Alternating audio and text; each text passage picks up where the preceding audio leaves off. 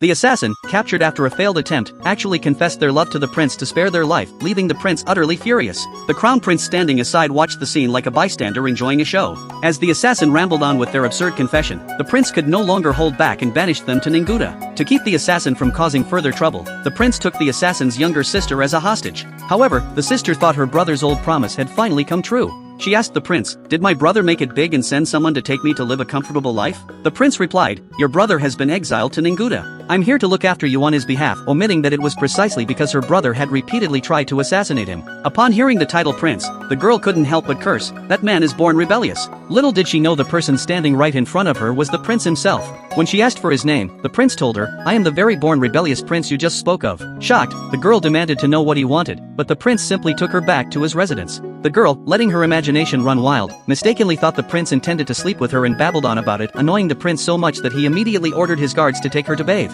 After her bath, the girl went up to the prince and asked, "Can we sleep now?" The prince pushed her away sharply and said, "You're just a hostage. If your brother dares to pull any tricks, you'll be the first one I punish." The girl, however, was quick with her words and kept talking back. In a rage, the prince tore off the decorations on her dress. The girl protested, "This is my only nice dress." Unbeknownst to her, the prince was also angry that her brother hadn't even taken good care of his own sister. With that, he turned and left. The girl asked the guards how she could rescue her brother, but the guards only gave her terrible, useless advice. After rounding up all the remaining conspirators, the prince rushed back to put on an act with the girl. Seeing how confused she was, he could only stand awkwardly to the side and say what he had prepared. The girl, believing every word, responded in earnest. Outside the door, the assassin heard this and felt indignant for the girl. They swore to rescue her immediately.